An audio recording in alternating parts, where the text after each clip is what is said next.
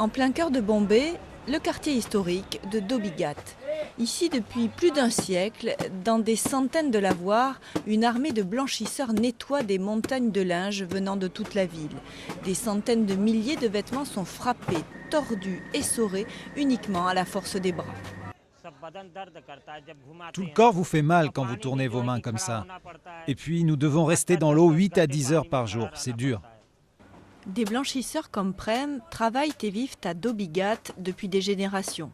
Pour laver, sécher et repasser une centaine de pièces, ils gagnent environ 6 € par jour.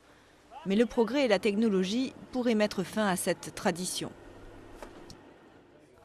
Grâce à une économie florissante, les foyers et les entreprises indiennes ont de plus en plus les moyens de s'équiper en machines à laver, ce qui leur change la vie au quotidien.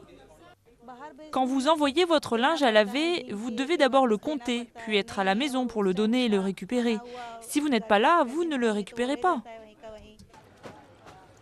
Mais ce vent de modernisation sème le trouble parmi les blanchisseurs du lavoir et nombre d'entre eux redoutent de disparaître. Des entrepreneurs vont acheter le terrain et des gens riches vont construire un immeuble pour y vivre. Où vont devoir partir les gens pauvres? 10 000 personnes au moins, enfants compris, vivent en travaillant ici. Où vont-ils aller?